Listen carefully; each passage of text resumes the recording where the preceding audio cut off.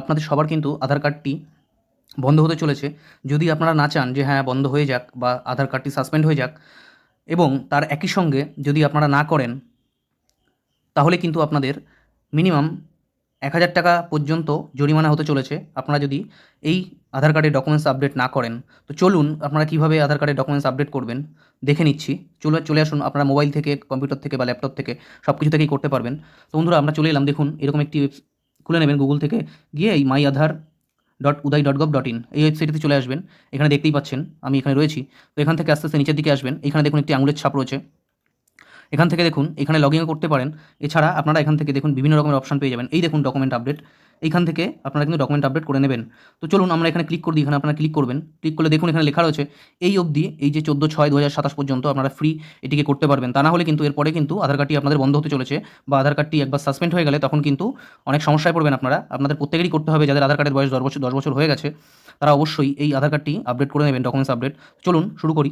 দেখুন এখানে এই যে ক্লিক টু সাবমিট, এখানে ক্লিক টু সাবমিট করে নেবেন। তারপরে দেখুন এখানে আরেকটি নতুন ইন্টারফেস চলে আসবে। এখানটাতে আপনাদের এন্টার আধার নাম্বার এবং নিচে ক্যাপচা দিয়ে আপনারা লগইন ওটিপি দিয়ে মোবাইল নাম্বার দিয়ে লগইন করে নেবেন। চলুন আমি করে নিই। তো বন্ধুরা, আপনারা দেখতেই পাচ্ছেন আমি এখানে আধার নাম্বার আর তার নিচে ওটিপিটি ক্যাপচাটি বসিয়ে নিয়েছি, এবং এখানে এখন লগইন টু ওটিপিতে ক্লিক করব। আমি ওটিপিটি বসিয়ে নেব। তারপর এই দেখুন এখানটাতে আপনারা ওটিপিটি বসিয়ে এখানে লগইন করে নেবেন। করে নিচ্ছি আমি। তো দেখুন বন্ধু, আমি এখানে ওটিপি বসিয়ে নিয়েছি। এবার লগইন করব। দেখুন এখানটাতে পেজটি লগইন হয়ে গেল, এবং যার আধার কার্ড তার ডিটেলসটি এখানে শো হয়ে যাবে। চলুন নিচের দিকে যাওয়া যাক। দেখুন এইখানটাতে দেখুন এই যে ডকুমেন্টস আপডেট, একটু নিচের দিকে আসবেন। এখানে দেখুন লেখা ডকুমেন্টস আপডেট, এই যে ফ্রি অফ কস্ট লেখা রয়েছে। এখানে আপনারা ক্লিক করবেন।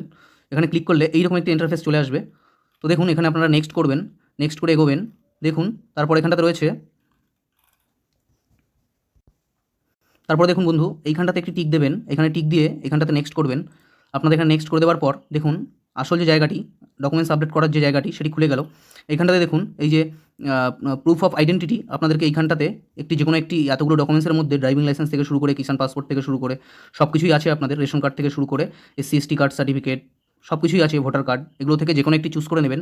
এবং তার নিচে দেখুন এখানটাতে দেখুন এই যে এখানটাতে প্রুফ অফ অ্যাড্রেসের আপনাদের এখানটাতে এখানে ক্লিক করবেন, এবং এখান থেকে যে কোনো একটি অ্যাড্রেস আপনারা চুজ করে নেবেন, যে কোনো একটি ডকুমেন্টস। তো দেখুন আমি যে কোনো একটি চুজ করে নেব, তারপর সেটিকে আপলোড করে দেবো। দেখুন অনেক কিছু আছে এখানটাতে, ভোটার আই কার্ড থেকে শুরু করে পাসপোর্ট থেকে শুরু করে A to Z সব কিছুই আছে, ration card, SC/ST card certificate, job card সব কিছুই রয়েছে। তো আমি যে কোনো একটি সিলেক্ট করে নেব। নিয়ে দেখুন এখানটাতে কী বলেছে, এর এর যে দেখুন এখানটাতে গাইডলাইন্সটা দেখুন। এখানটাতে আপনাদের ডকুমেন্টসটি হতে হবে 2 MBর মধ্যে, JPG, PNG এবং PDF এই তিনটির যে কোনো একটি ফরম্যাটে। আর আপনারা অবশ্যই এই প্রুফ অফ অ্যাড্রেস আর প্রুফ অফ আইডেন্টিটি এই দুটি কিন্তু আলাদা আলাদা করে দেবেন। অবশ্যই আলাদা আলাদা করে না দিলে কিন্তু সমস্যা হতে পারে আপনাদের, বা দুটো এক দিলেও কোনো অসুবিধা নেই, কিন্তু দুটো আলাদা আলাদা দিলে ভালো হয়, প্রুফ অফ অ্যাড্রেস এবং প্রুফ অফ আইডেন্টিটি দিয়ে। তো চলুন আমি এখানটাতে আপলোড, তোমরা দেখুন আমি এখানটাতে আপলোড করে নিয়েছি প্রুফ অফ আইডেন্টিটি এবং প্রুফ অফ অ্যাড্রেস। তো এখানটাতে আমি দেখুন প্রুফ অফ আইডেন্টিটিতে আমি কী দিলাম, এখানটাতে কাস্ট সার্টিফিকেট দিয়েছি, এবং প্রুফ অফ অ্যাড্রেসে আমি দিয়েছি রেশন কার্ড। তো দিয়ে আমি এখানটাতে এই দেখুন I hereby give my consent, এইখানটাতে একটা ক্লিক করবেন। ক্লিক করলে আপনাদের এখানে নেক্সট চলে আসবে। আপনারা এখানে নেক্সটে ক্লিক করবেন। নেক্সটে ক্লিক করার পর দেখুন এখানটাতে আপনাদের ওকে ক্লিক করতে হবে। তো এখানে ওকে ক্লিক করবেন, একটু ওয়েট করবেন, কিছুক্ষণ ওয়েট করবেন। দেখুন এখানে আরেকটাতে পপ আপ চলে এলো। এই যে সিস্টেমটা যেটি রয়েছে এটি কিন্তু আপনারা অবশ্যই করে নেবেন, নাহলে কিন্তু আপনাদের ম্যাক্সিমাম 1,000 টাকা অবধি ফাইন হতে পারে। তো দেখুন এখানটাতে আপনার এরকমটা চলে আসবে। তারপর এখানে সাবমিট করে দেবেন আপনারা নর্মালি। তো দেখুন এইরকম একটি টাইমিং নেবে, এবং এটি কিন্তু সাকসেস হয়ে যাবে। তো এটি কমপ্লিট হয়ে গেলে তো কমপ্লিট হয়ে গেলে আপনারা এখান থেকে কিন্তু ডাউনলোড অ্যাকনোলেজমেন্টটি ডাউনলোড করে নিতে পারবেন, যাতে করে পরে আপনারা এখানে স্ট্যাটাসটি আপনারা চেক করতে পারেন। তো দেখুন এখানটাতে আপনারা ডাউনলোড অ্যাকনোলেজমেন্ট আমি ক্লিক করে নিলাম। তো আমার এখানে ডাউনলোড হয়ে গেল। তো দেখতেই পাচ্ছেন বন্ধু, এই যে আমার সেই অ্যাকনোলেজমেন্ট স্লিপ এটি কিন্তু আমার কমপ্লিট হয়ে গেছে, দেখতেই পাচ্ছেন।